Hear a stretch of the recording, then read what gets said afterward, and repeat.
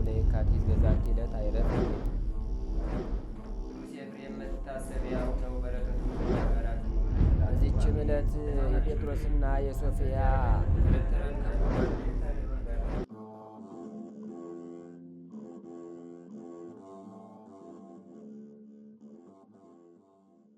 በስመ አብ ወወልድ ወመንፈስ ቅዱስ አሐዱ አምላክ አማስሩ አመስራ ወሰሉሱ ለሚያዝያ በዛቲ ዕለት ኮነ ፍጻሜ ስሙ ለቅዱስ ጊዮርጊስ ሰማዕት።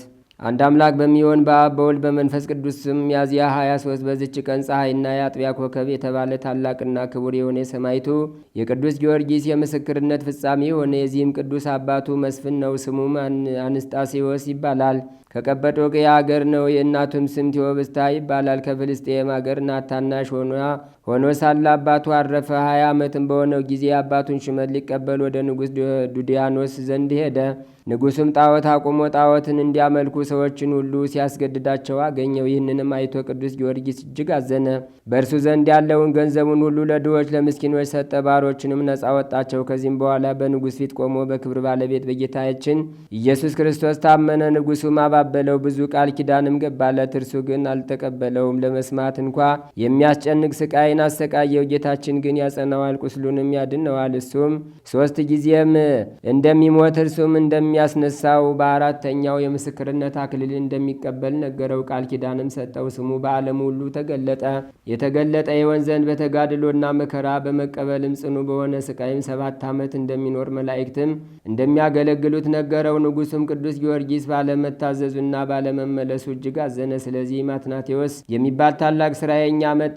እርሱም መርዝን ቀምሞ በጽዋ መልቶ አስማት ደግሞ እንዲጠጣ ለቅዱስ ጊዮርጊስ ሰጠው። ወዲያውኑ የሚሞት መስሎት ነበር። ቅዱሱም ያንን ጽዋ ጠጣው፣ ምንም ጉዳት አልደረሰበትም። ያ መሰሪም በክብር ባለቤት በጌታ ኢየሱስ ክርስቶስ አምኖ በሰማዕትነት ሞተ። ከእርሱም ጋር ሌሎች ብዙዎች ሰዎች በሰማዕትነት ሙተው የሕይወት አክሊልን ተቀበሉ። ቁጥራቸውም 30,700 ነፍስ ነው። ቅዱስ ጊዮርጊስም በዱድያኖስና በ70 ነገሥታት ፊት በቆመ ጊዜ በዚያም የተቀመጡባቸው የእንጨት ወንበሮች ነበሩ። ቅዱስንም እሊህን የተቀመጥንባቸውን ወንበሮች እንዲበቅሉ እንዲያብቡና እንዲያፈሩ ታደርጋቸው ዘንድ ከአንተ እንሻለን አሉት። በዚያንም ጊዜ ጸለየ፣ እንዳሉትም አደረጋቸው። ይህንንም ድንቅ ሥራ አይተው ቁጥር የሌላቸው ብዙ አሕዛብ በጌታችን አመኑ። ከዚህም በኋላ ቅዱሱን ወስደው በጎድጓዳ ብረት ምጣድ ውስጥ አበሰሉት።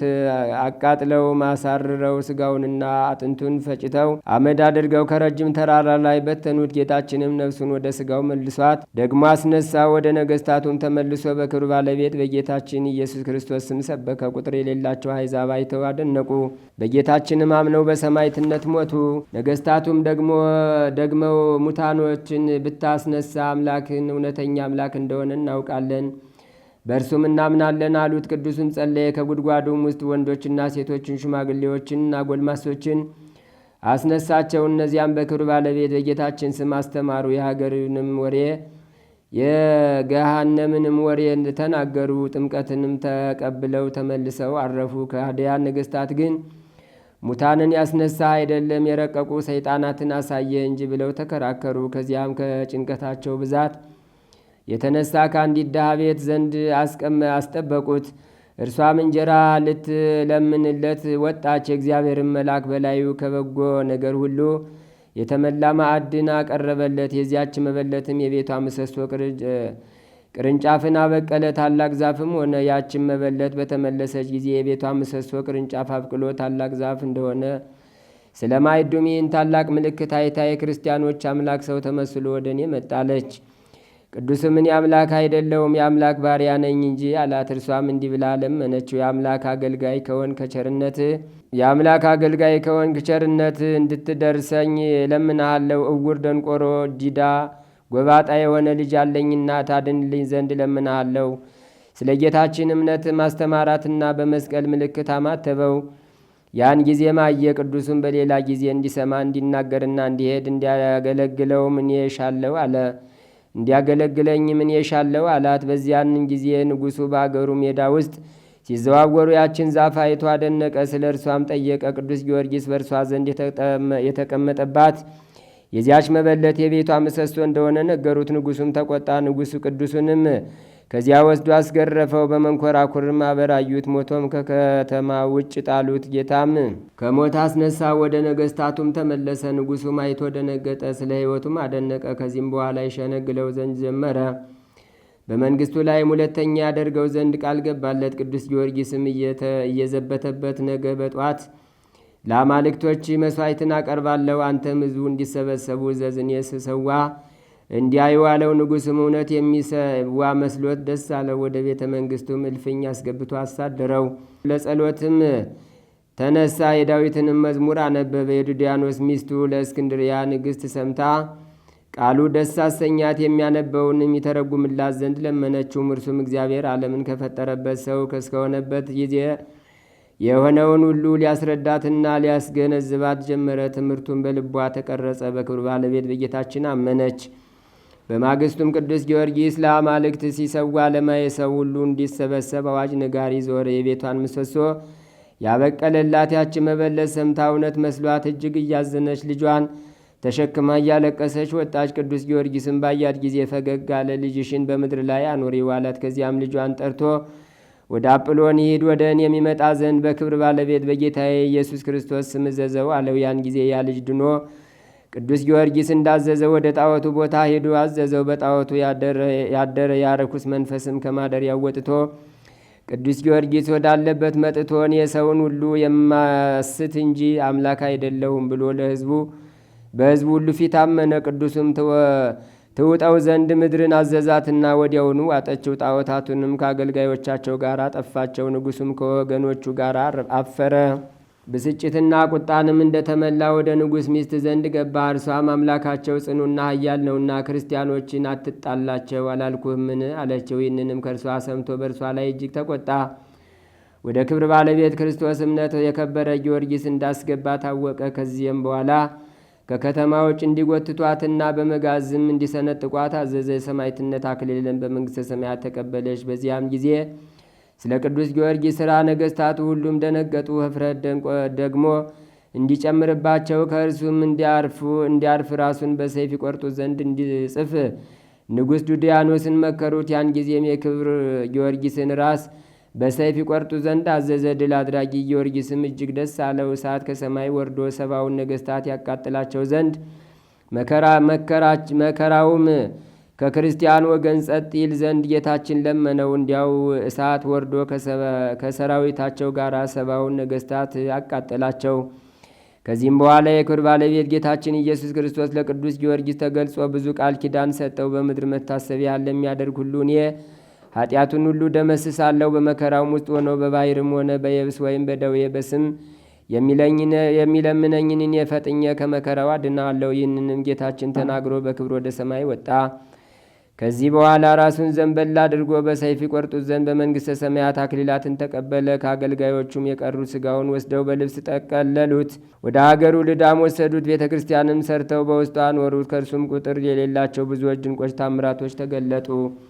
ለእግዚአብሔር ምስጋና ይሁን። የቅዱስ ጊዮርጊስ በረከቱ ረድኤቱ ሁላችን የክርስቲያን ወገኖችን ከሥጋና ከነፍስ መከራ ይጠብቀን ለዘላለሙ አሜን። ሰላም ለከ ሰሮ የሰማዕታት አእላፍ ዘሞገሰ ስምከ በጽሐ መንገለ ኩሉ አጽናፍ በቅድመ ፀሐይ ብሩ ዘኢየዐርብ ለዘልፍ ሕማሜ የዝሩ ነሲአከ ወፀዊረከ በአፍ ጊዮርጊስ ቀሲር ቀሊለ ክንፍ ከራዲዮን ኦፍ ሰላም እብል እደወ ተስዋ ዋማ አተኒ 30 ወሰብአ ሶበነጸሩ ክሱተ ሰባተ ስብሃተ ሰማያት ህቦአ እንዘይት ባደሩ በአውደ ነገሥት ሰብአ ምስለ ጊዮርጊስ ዘፈጸሙ ስማ። በዚች ቀን ታምራትን እስካሳየ ድረስ የተጋደለ ቅዱስ ሮቆ አረፈ። በአንዲት ዕለትም ለጸሎት ቆሞ ሳለ የንዳድ ትንኝ ነደፈው። ቁስሉን እያሳየ በብዙ ልቅሶ ወደ ጌታችን ለመነ። ያን ጊዜም የክብር ባለቤት ጌታችን ኢየሱስ ክርስቶስ በደመና ላይ ተገለጠለት። በአንጻሩም ቆሞ ወዳጄ ሮቆ አትፍራ፣ ላድን ወደ አንተ መጥቻለሁና ደግሞም ሮቆ አምላክ ኢየሱስ ክርስቶስ ከንዳድ በሽታ ድነኝ ብሎ በስምህ ለሚለምን የንዳድ በሽታ በላዩ ላላመጣበት ከአንተ ጋር ቃል ኪዳንን ላጸና መጣሁ አለው። ይህንንም ብሎ በታላቅ ክብር ወደ ሰማያት አረገ። ቅዱስ ሮቆም በብዙ ገድል ተጠምዶ ኑሮ በሰላም አረፈ። ለእግዚአብሔር ምስጋና ይሁን፣ እኛንም በዚህ ጻድቅ ልመና ይማረን ለዘላለሙ አሜን። ሰላም ለሮቆ መስተጋድል ህሩይ ዛተራዮ አምላክ በደመና ሰማይ ሰው በቁሰሊው አራዮ ምስለ ብካይ ጸጋወ ኪዳነ ምሕረት በጸብወ ስሙ ሰናይ ከመ እምብድብድ ይድህን ብእሲ ድውይ።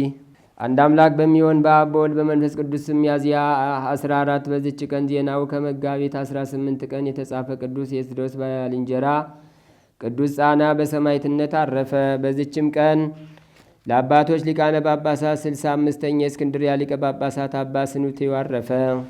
በዚችም ቀን ደብረ ሲና የከበረችበት የአባ ይድራ መታሰቢያው ሆነ።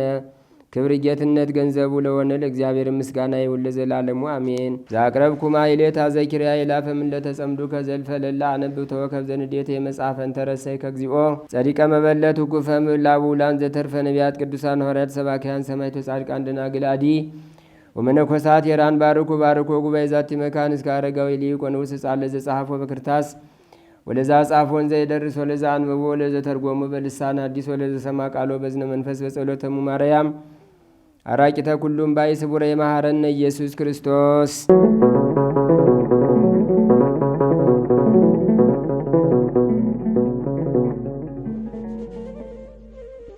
ተአምር ዘገብረ ውእቱ ማር ጊዮርጊስ ሊቀ ሰማዕታት ገባሬ ተአምር በረድኤተ እግዚአብሔር አምላኩ ጸሎቱ በረከቱ ለቅዱስ ጊዮርጊስ ሊቀ ሰማዕታት ወገባሬ መንክራት ኃያል መስተጋድል ኮከበ ክብር ዘኮነ በእንተ ፀሐይ ጽድቅ ኢየሱስ ክርስቶስ እግዚእነ ወትረ ለኩልነ ህዝበ ክርስቲያን ለዓለም ዓለም አሜን። ጸሎቱ በረከቱ ከሁላችን ከህዝበ ክርስቲያን ጋር ይሁንና በአምላኩ እግዚአብሔር አጋዥነት ድንቅ ድንቅ ታምራትን የሚያደርግ ገባሬ መንክራት ኃያል መስተጋድል ኮከበ ክብር የፀሐይ ጽድቅ የጌታችን የኢየሱስ ክርስቶስ ሊቀ ሰማዕታት ገባሬ ተአምር ቅዱስ ጊዮርጊስ ያደረገው ተአምር ይህ ነው። መረቡን በባህር ላይ በጣለ ጊዜ ብዙ አሳ የተያዘለት አንድ አሳ አስጋሪ ነበር። ከአሳውም ብዛት የተነሳ መረቡ ስለሰመጠበት መርህምናም ሆይ እርዳኝ እያለ አሰምቶ ተናገረ። በዚህም ጊዜ ኃያሉ ሰማዕት ቅዱስ ጊዮርጊስና ቅዱስ መርህምናም በፈረሶቻቸው ላይ ተቀምጠው ለእርሱ ተገለጹለት። ቅዱስ ጊዮርጊስ መርህምናም መረቡን አውጣለት እንጂ አለው። የጌታችንና የአምላካችን መድኃኒታችን የኢየሱስ ክርስቶስ ሰማዕት ቅዱስ ጊዮርጊስ መርህምናም አንተ ጌታዬ እያለ እኔ ላወጣለት ይገባኛልን አለው። ሊቀ ሰማዕታት ቅዱስ ጊዮርጊስም የአንተ ስም እንጂ የእኔን ስም አልጠራም እናውጣለት አለው። ነገር ግን ሁለቱም ጦራቸውን ወደ ባህሩ ውስጥ አውርደው ከባህሩ አሳ ያጠመደበት መረቡን ከባህሩ ውስጥ አወጡለት። ወንድሞቼ ሆይ የተወደደ መስተጋድል ኃያሉ ገባሬ መንክራት ሊቀ ሰማዕታት ቅዱስ ጊዮርጊስን ረዳይነቱን የክብሩን ታላቅነት አስተውሉ።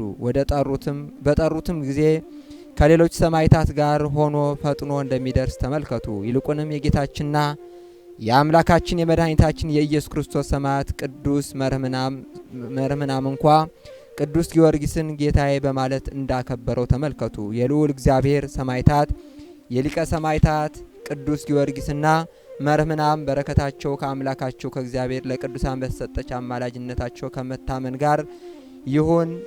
አሳ አስጋሪ መረቡን ከአሳው ብዛት የተነሳ ሰጥሞበት የቅዱስ መርህምናም ስም በጠራው ጊዜ ሊቀ ሰማዕታት ቅዱስ ጊዮርጊስ ሊቀ ሰማዕታት ቅዱስ መርህምናም ፈጥነው እርዳው እንጂ አለው። ሊቀ ሰማዕታት ቅዱስ መርህምናምን አንተ ጌታዬ ጊዮርጊስ አውጣለት እንጂ እኔ ከአንተ ጋር ላወጣ ይገባኛል አለው። የሰማዕቱ የቅዱስ ጊዮርጊስ በረከቱ ረድኤቱ አማላጅነቱ ለሀገራችን ሰላም ለሕዝባችን ፍቅር አንድነት ያድልልን ለዘላለሙ አሜን። በክርስቶስ ክርስቲያን የተባላችሁ የቅዱስ ጊዮርጊስ ወዳጆች ሁሉ እግዚአብሔር አምላክ እንኳን ለዚሁ ለታላቁ በዓል በሰላም አደረሰን አደረሳችሁ።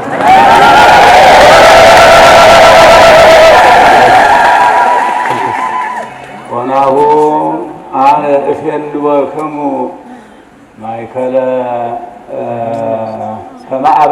ማእከለ ተኩላት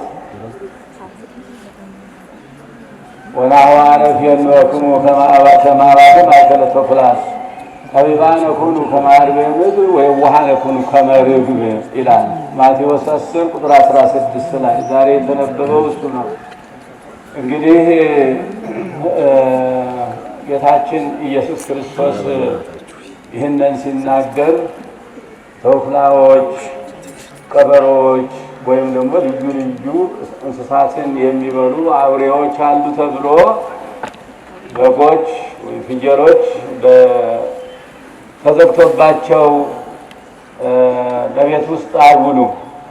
አራዊት አለ ተብሎ ወደሚሰማሩበት ሳይሰማሩ አይውሉም። እንደዚሁም ደግሞ ሐዋርያት ቅዱሳን ሐዋርያት እግዚአብሔር የመረጣቸው ጌታችን ኢየሱስ ክርስቶስ የመረጣቸው እንዲያስተምሩ፣ እንዲመክሩ ከአምልኮተ ጣዖት ወደ አምልኮተ እግዚአብሔር ከአማኒነት ወደ አማኒነት እንዲመልሱ ነውና ሐዋርያት ደግሞ አላውያን አለው ተብሎ ጸረ ሃይማኖቶች አሉ ተብሎ እና ደግሞ የክርስቶስ ጠላቶች የሆኑ ወይም የሃይማኖት ጠላቶች የእምነት ጠላቶች አሉ ተብሎ ከማስተማር ታግተው በቤት አይውሉምና ኩኑ ጠቢባነ ከመ አርዌ ምድር ወደ ተኩላዎች እልካችኋለሁ፣ እንደ በጎች ወደ ተኩላዎች እልካችኋለሁ። ስለዚህም እንደ እባብ ብልህ ሁኑ፣ እንደ ርግብም የዋሆች ሁኑ ብሎ አስተምረዋል። ማቴዎስ 10 ቁጥር 16 ላይ ታገኙታላችሁ። ዛሬ የተነበበው ይኸው ነው እና ሰማዕታተ ክርስቶስ እነዚህ ሰማዕታተ ክርስቶስ ሰማዕታተ ጽድቅ ይባላሉ። የእውነት ምስክሮች ናቸው። የእውነት መስካሪዎች ናቸው። እውነት አስተማሪዎች፣ እውነት መስካሪዎች፣ እውነት ተናጋሪዎች ስለሆኑ እግዚአብሔር አክብረዋቸዋል። ቅዱሳን ሰማዕታት ብቻ ሳይሆን ቅዱሳን ጻድቃንንም ሁሉንም በክርስቶስ ያመኑትን ሁሉ አክብረዋቸዋል። ለምን? ስለሱ ስላስተማሩ፣ ስለ እግዚአብሔር ሕልውና ስለመሰከሩ፣ ሌሎቹ ከሃዲያን ብዙ መከራ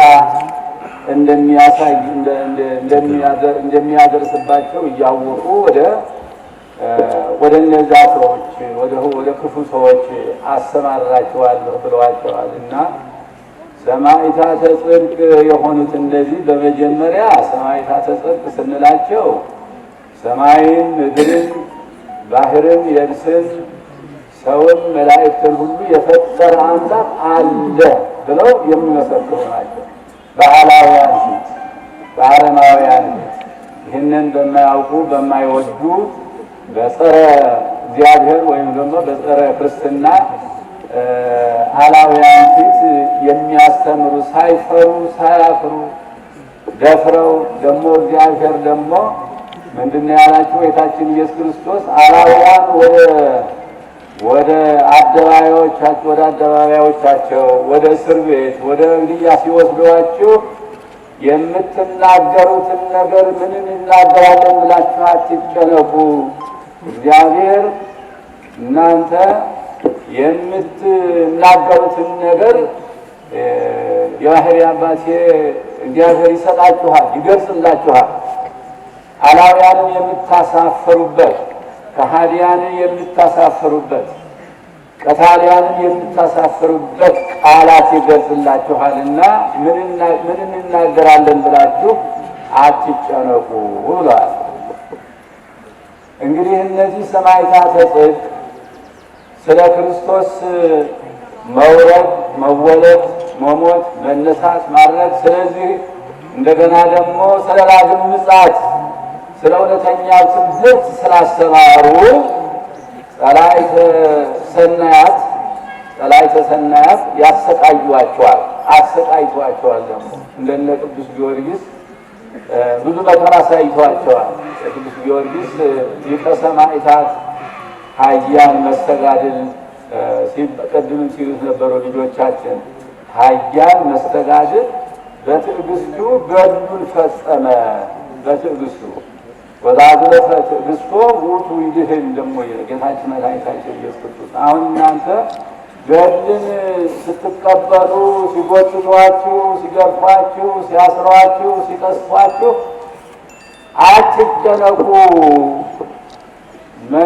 በመንግሥተ ሰማያት ከፍተኛ የሆነ ዋጋ ታገኛላችሁ። ዘላለማዊ ደህንነትን ታገኛላችሁ፣ በነፍስም በሥጋም ትጠቀማላችሁ። እንግዲህ መቼም ነፍሳችን ምንም ቢሆን የማትሞት ፍጥረት ናት። እግዚአብሔር ሲፈጥራት ነባቢት ለባዊት ሕያዊት አድርጎ ፈጠራት። የማትሞት የማትለወጥ ናት። በየትኛውም ቢሆን ወይም በመንግሥተ ሰማያት ወይም ደግሞ በዚህ ዓለም ሳለች ቤቷን ካልሰራች ደግሞ በገሃነም እሳት ለዘላለም የምትኖር ናት፣ አትጠፋ። ስለዚህ ዘላለማዊ ሕይወትን ለመውረስ በዚህ ዓለም ያለውን ጥቅም ሁሉ መናቅ ያስፈልጋል ማለት ነው። የእግዚአብሔርን መንግሥት ዘላለማዊ የሆነ መንግሥት እግዚአብሔርን ለመውረስ በዚህ ዓለም ያለውን ጥቅም በዚህ ዓለም ያለውን በውሸት በቅጥፈት የምናገኘው ጥቅም በእውነት የተገኘ ሀብት አያስኮንንም። በእውነት የተገኘ ሀብት አያስኮንንም። በአመፅ የተገኘ ሀብት ያስኮንናል። ስለዚህም እነ ቅዱስ ጊዮርጊስ ይህን ዓለም ንቀው አቃለው ወዲያኛው ዓለም ያለውን ዋጋ ለማግኘት ስንት መከራ በልተዋል።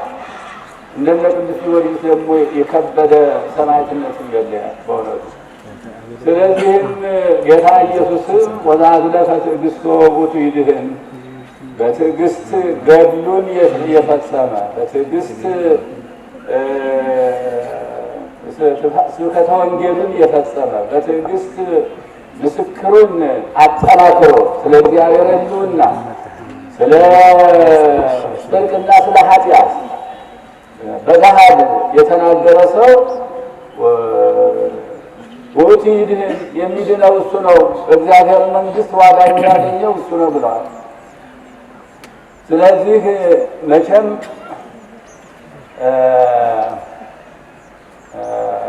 በሐሰት መመስከር እነዚህ ሰማዕታተ ጽድቅ ብለናቸዋል። ሰማዕታተ ጽድቅ ናቸው፣ የእውነት ምስክሮች ናቸው። እውነት ሲመሰክሩ ነው ሕይወታቸውን አሳልፈው የሰጡት።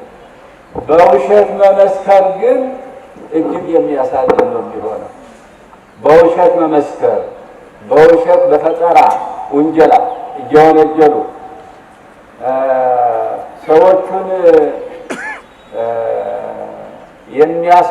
የሚያሳስሩ፣ የሚያስገርፉ፣ ከስራ የሚያፈናቅሉ እንደዚሁም አልፎ ተርፎም ሕይወታቸውንም እንዲያጡ የሚያደርጉ ሰዎች ወዮላቸው።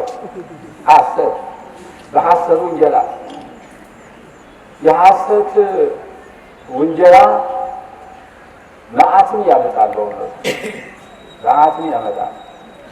በእግዚአብሔር መዓትን እንዲታዘዝ ያደርጋል። በውሸት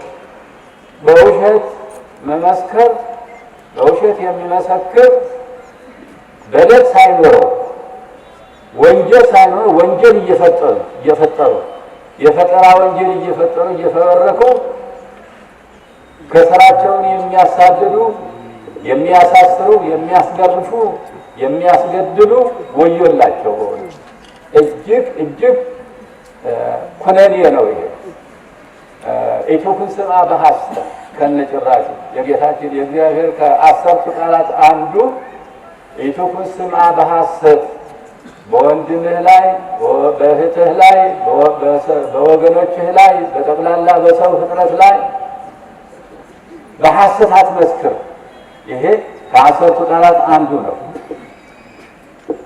ይሄን ትእዛዝ እግዚአብሔር የጣሰ ምንድን ነው የሚጠብቀው? የእግዚአብሔር ትእዛዝ እኮ ነው። በወንድምህ ላይ በሐሰት አትመስክር። ወንድምህን በከንቱ በውሸት አትወንጅል። ይሄ በእውነቱ እጅግ የሚያስኮንን ነውና እንደዚህ የሚያደርጉ ሰዎች በሕይወታቸው የሞቱ ናቸው። ሊለቀስላቸው ይገባል። በጣም ኃጢአት ነው። በጣም ኃጢአት ነው። እሱ እንኳን በእግዚአብሔር ዘንድ በሰው ዘንድ እንኳን ያስኮንናል። ስለዚህም እነዚህን ቅዱሳን ሰማዕታት እውነት ስለተናገሩ፣ እውነት ስለመሰከሩ፣ እውነት ስላስተማሩ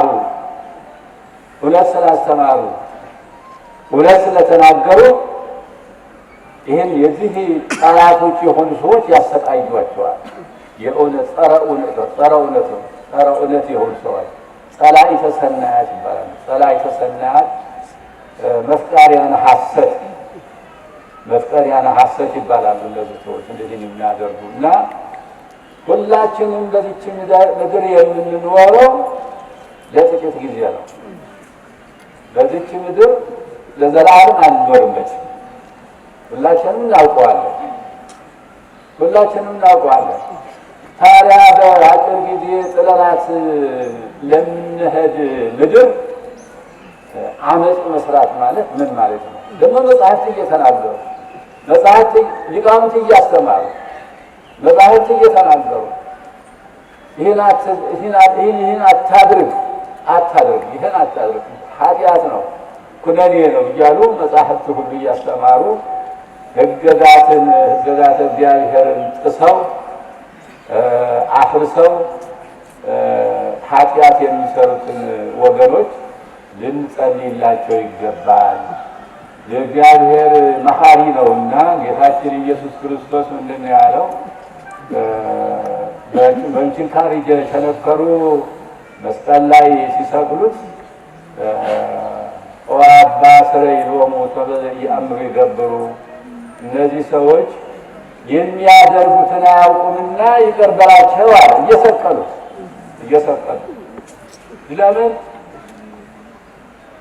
እንግዲህ መሐሪ ክርስቶስ የመጣው ዓለምን ለማዳን ነው። ክርስቶስ የመጣው የተጣሉትን ለማስታረቅ፣ የተበላሸውን ዓለም ለማስተካከል በአዲስ ሕገ ወንጌል ሰርቶ ዓለም እንዲለውጥ ነው እንጂ የመጣው ምንም አይነት በደል አልነበረውም። ስለዚህም የሚያደርጉትን አያውቁም። እኔ መድኃኒታቸው ነበርኩ፣ ግን መድኃኒታቸውን ስላላወቁ ይኸውና ይሰቅሉኛል፣ ይገፉኛል እና ባለማወቅ ስለሚሰሩ ይቅር በላቸው አለ።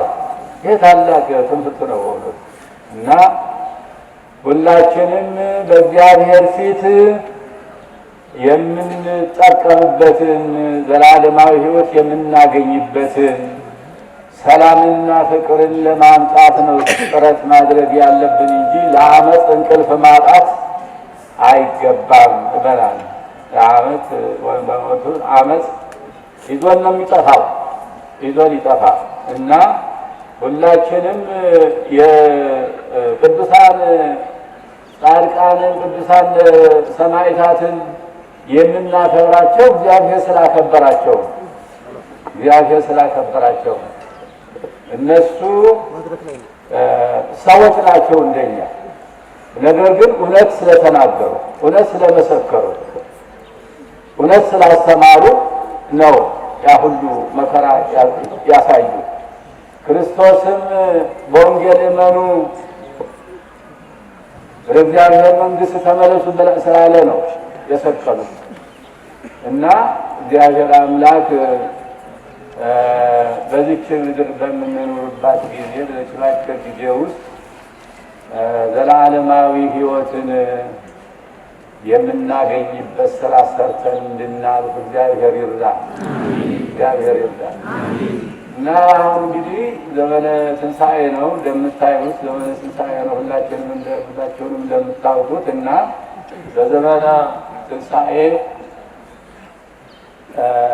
ይሄ በዓል የቅዱስ ጊዮርጊስ በዓል ደግሞ ሲከበር እጥፍ ድርብ በዓል ይሆናል። እጥፍ ድርብ በዓል ይሆናል። ቅዱስ ጊዮርጊስ የአምላክ ወዳጅ እግዚአብሔር የወደደው በትዕግስቱ በገድሉ እውነት በመመስከሩ እግዚአብሔር የሚወደው ስለሆነ እግዚአብሔር አክብሮታል። እኛ ደግሞ ጻድቃን በእግዚአብሔር ዘንድ ያስታርቁናል፣ ያማልዱናል ብለን የቅዱሳን መላእክትን፣ ቅዱሳን ጻድቃን፣ ቅዱሳን ሰማዕታትን ሁሉ የምናከብራቸው ከእግዚአብሔር በላይ ምንም የሚሰሩት ነገር አይደለም። የእግዚአብሔር ፍጡሮች ናቸው።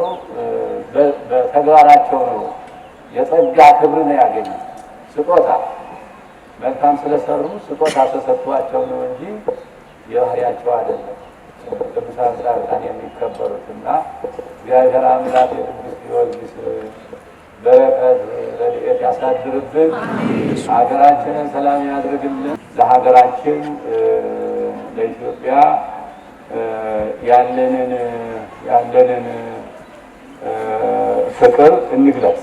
በእውነቱ ሁላችንም በእግዚአብሔር ዘንድ ዋጋችንን እንድናገኝ ሀገሪቱን ሰላም እንድትሆን፣ ሀገር ሰላም ከሆነች እኛ ደግሞ በሰላም እንኖራለን እና ሰላሙ እንዲሰፋ፣ እንዲጠነክር፣ እንዲበረታ ያ የነበረው ችግር እንዳይመለስ ሁላችንም እንጸልይ፣ ጠንክረን እንጸልይ። እግዚአብሔር ይስጥልኝ። ይህ ስጦታ ሳላመሰግን አላልፍም። እግዚአብሔር ይስጥልን። እግዚአብሔር ይባርካችሁ። አዘጋጃችሁ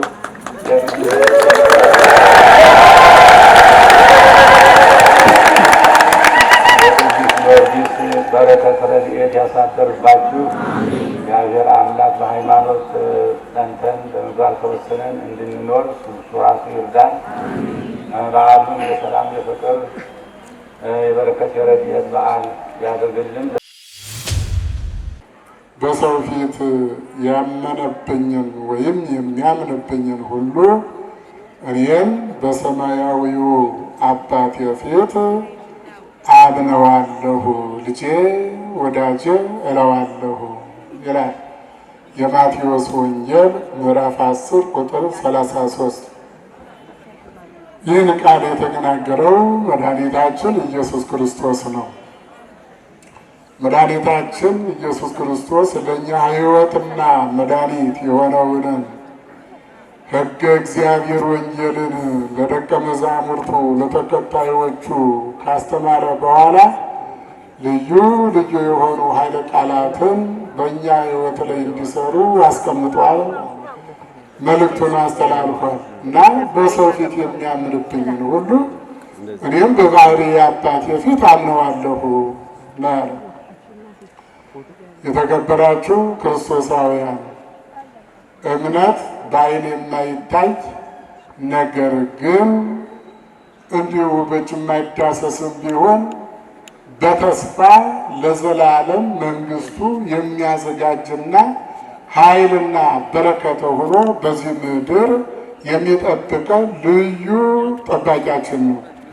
እምነት የሌለው ሰው ሁልጊዜም ቢሆን ተስፋም የለውም እና መድኃኒታችን ክርስቶስ ይህን ለደቀ መዛሙርቱ ሲነግራቸው ደቀ መዛሙርቱ ደግሞ ቃሉን አምነው ቃሉን ተቀብለው በአሕዛብ ሀገር በነገሥታት አሕዛብ ፊት ስለ ክርስቶስ ሕይወትነትና መድኃኒትነት እየመሰከሩ ሕይወታቸውን አሳልፈው ለሰይፍና ለእሳት ሰጥተዋል።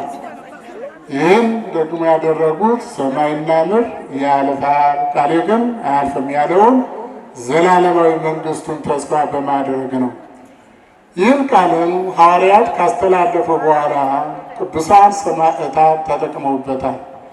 ቅዱሳን ሰማዕታት ከተጠቀሙበትም አንዱ በዛሬው ዕለት የምናስታውሰው የምናስበው ለሀገራችንም ደግሞ በረከትን ሰጥቶ ከፈጣሪው አማልዶ እስካሁን ድረስ በሀገራችን ከብዙ መከራ ታድጓት የሚኖረው በጸሎቱ በበረከቱ ቅዱስ ጊዮርጊስ ነው እና ስለዚህ እንኳንም ለበዓለ ቅዱስ ጊዮርጊስ መታሰቢያ በሰላም አደረሳችሁ።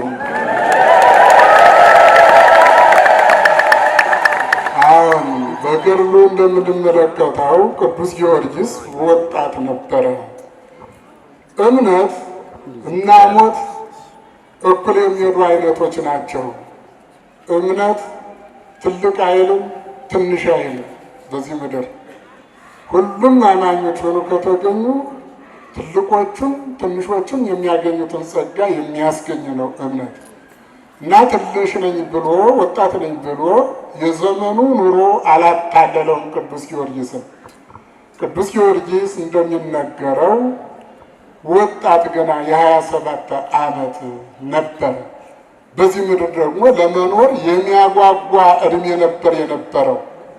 ነገር ግን ቅዱስ ጊዮርጊስ የዚህ ዓለም ኑሮ ሞልቶለት ተደላድሎለት ሳለ የነገስታት ስልጣን በእጁ እንዲገባ ብዙ ሰዎች ሲለምኑት የነገስታትን ስልጣን ወደ ኋላ ወርውሮ የእግዚአብሔርን መንግስት በመሻት ብዙ ጊዜ ከሰባ ነገስት የሚባሉ ሰባ ነገስታት የአባቱ ወዳጆች የሆኑ ጣዖት የሚያመልኩ ነገር ግን የአባትህን እምነት ተቀበልና የአባትህን ሹመት ተሾም ሲሉት አልፈልግም፣ እኔ ዘላለማዊ ሕይወትን እሻለሁ፣ ዘላለማዊ መንግስትን እሻለሁና ዘላለማዊ ንጉሥ ኢየሱስ ክርስቶስ አምላኬ ነው በማለት ያለውን ነገር ሁሉ በመናቅ 7 ዓመት ሙሉ ተጋድሎ 7 ዓመት ሙሉ በልዩ ልዩ ፈተና ተፈትኖ በአደባባይ ቅድም ወንጌሉ ምንድን ነበር ያለው? በሰው ፊት የሚያምንብኝ ሁሉ እኔ ደግሞ ምንድን ያለ ጌታ በሰማያዊ አባቴ ፊት ልጅ ወዳጅ እለዋለሁ። ታዲያ ቅዱሳን ጻድቃን፣ ሰማዕታት፣ መላእክት ባሉበት ልጄ ወዳጄ የሚለኝ ፈጣሪ እያለ እናንተ በእጃችሁ ሰርታችሁ ቀርጻችሁ አከናውናችሁ አምላክ ነው ብትሉኝ ያላመለከ ያልፈጠረኝን አምላክ አላመልክም በማለት በሰይፍም በእሳትም እንዲሁ ደግሞ በሙቀጫም ተወቅቷል። እና እንደዚህ እስከዚህ ድረስ ነው በፈጣሪው ታምኖ ሁማዩን እስከ ሞት በዚያ በራእየ ዮሐንስ እስከ ሞት ድረስ የታመንክ ሁን እንደተባለ እስከ ሞት ድረስ ታምኖ ፈጣሪውን አስደስቶ ዘላለማዊ መንግስትን በመውረሱ እኛም ደግሞ የበረከት አባታችን በማለት በዚህ ዕለት ተሰብስበን ያው ስናከረው አምላከ ጊዮርጊስ ይቅር በለን፣ ጊዮርጊስ ደግሞ በጸሎቱ አገዘን እያልን ውለናልና ጸሎትና በረከቱ ከሁላችን ጋር ይሁን።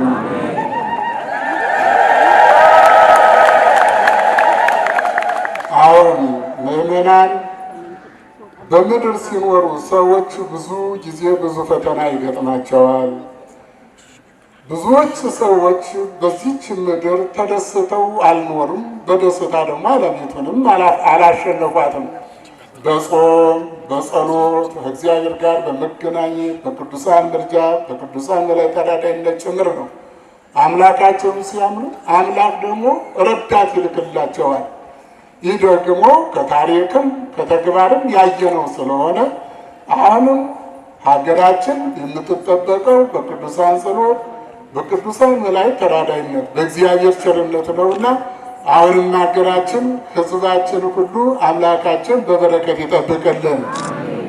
በሰው ፊት የታመነብንም በእግዚአብሔር ፊት በሰማይ አባቴ ፊት አምንበታለሁ ብሏልና ይህ በአደባባይ ወጥተን ሁላችንም አንድ ልብ አንድ ሀሳብ ሆነን የፈጣሪያችን ስም እየጠራን የቅዱሱን የሰማዕቱን ደግሞ በረከት ወይም ታሪኩን እየተናገርን በረከቱን ለመቀበል በዚህ ቦታ ተሰበሰባችሁ ሁሉ እግዚአብሔር አምላክ በበረከት ይባርካችሁ። አሁን ፈተናችን ብዙ ነው። ምድራችን የፈተና ምድር ናት። እንዳጋጣሚ ባለፈው 2 ወር ነው መሰለህ ከዚህ ቦታ ላይ አንተ ነገር ነበር አልነበረም? ይኸውላችሁ እንግዲህ ያቀን አልፏል አላለፈም? አሁንም በፊታችንም ያለው ቢሆን አሁን ሰዓት የሚታየውም ቢሆን ክፉ ነገር ሁሉ ያልፋልና እግዚአብሔር በበረከት ይጠብቃችሁ። ለሀገራችን ሰላም ይላክልን። በሰው ፊት የሚያምንብኝን ሁሉ በሰማያዊው አባቴ ፊት አምንበታለሁ፣ ልጅ ወዳጅ እለዋለሁ ያለ አምላክ አሁንም በቅዱስ ጊዮርጊስ አማላጅነት በቅዱሳን መላእክት ፊት አምላካችን ልጆች ወዳጄ ይበላችሁ። አምላካችን ጸጋውን ክብሩን ያብዛልን። ከሰማያት ረድኤት በረከት ያሳትፈን። ስብሐት ለእግዚአብሔር። ኢየሱስ ክርስቶስ የሰማነውን በልቡናችን ይጻፍብን። ከቅዱሳን ረድኤት በረከት ያሳትፈን። የሰላም አምላክ ሰላማዊ ኢየሱስ ክርስቶስ ሰላም አሳድረህናልና እናመሰግናለን። ሰዓተ ማልቱን ባርከ ቀድሰ ሰላም ቀን እንድታውለን ቅዱስ ፈቃድ ይሁንልን። አጽራረ ቤተ ክርስቲያንን አስታክስልን። ቅዱስ ተዋሕዶ ሃይማኖታችን በቸርነት አስፋልን፣ አብዛልን። የሰላም አምላክ ሀገራችንን በጽኑ ሰላም ጠብቅልን፣ ሕዝቦቿን በአንድነት አበርታልን። ሰላምህን ስጠን አምላካችን፣ ሰላም ቀን እንድታውለን ቅዱስ ፈቃድ ይሁንልን። አቡነ ዘበሰማያት ይትቀደስ ስምከ ትምጻእ መንግሥትከ ወይኩን ፈቃድከ በከመ በሰማይ ከማሁ በምድር ሲሳየነ ዘለለ ዕለትነ ሀበነ ዮም ወኅድግ ለነ አበሳነ ወጌጋየነ ከመ ንሕነኒ ንኅድግ ለዘአበሰ ለነ ኢታብአነ እግዚኦ ውስተ መንሱት አላ አድኅነነ ወባልሐነም ኩሉ እኩይ እስመ ዚአከ ይእቲ መንግሥት ኃይል ወስብሐት ለዓለመ ዓለም። በሰላመ ቅዱስ ገብርኤል መልአክ ወእግዝእቴ ማርያም ሰላም ለኪ ድንግል በኅሊናኪ ወድንግል በሥጋኪም እግዚአብሔር ጸባዖት ሰላም ለኪ ብሩክት አንቲ እምአንስቶ ወብሩክ ፍሬ ከርስኪ ተፈሥሒ ፍሥሕት ኦ ምልዕተ ጸጋ እግዚአብሔር ምስሌኪ ሰአሊ በጸልይ ምህረታ በፍቅር ወልኪ ኢየሱስ ክርስቶስ ከመ ይስራይ ለነ ኃጣውኢነ ተማኅፀነ ብኪ ኦ ተወካፌ ንስሐ ወሰራይ ኃጢአት ኢየሱስ ክርስቶስ ስራይ ኃጢአቴ ወኃጢአተ ኩሉ ሕዝብ ከማይሰራ ኃጢአት እግዚአብሔር ይፍታ። ንቁ ሚዲያ ለተመልካቾቹ ከሚያደርሳቸው ዕለታዊ ሳምንታዊና ወርሃዊ ዝግጅቶች መካከል የየዕለቱን ስንክሳር ወርሃዊና ዓመታዊ የቅዱሳን ገላትና ድርሳናትን በኢትዮ ማህበር የዩቲዩብ ቻናል ያቀርባል። የየዕለቱን ስንክሳር ባሉበት ሆነው በማድመጥ እንዲሁም ወርሃዊና ዓመታዊ የቅዱሳንን ዜና ሕይወታቸውን በማድመጥ ከቅዱሳኑ በረከትና ረድኤት እንዲያገኙ ንቁ ሚዲያ የሁል ጊዜ ምኞቱ ነው። በየዕለቱ የሚለቀቁ ዜና ቅዱሳንን ላይክ፣ ሼር እና ሰብስክራይብ በማድረግ አገልግሎቱን ይደግፉ። ንቁ ሚዲያ ርቱ የቤተ ክርስቲያን ልሳን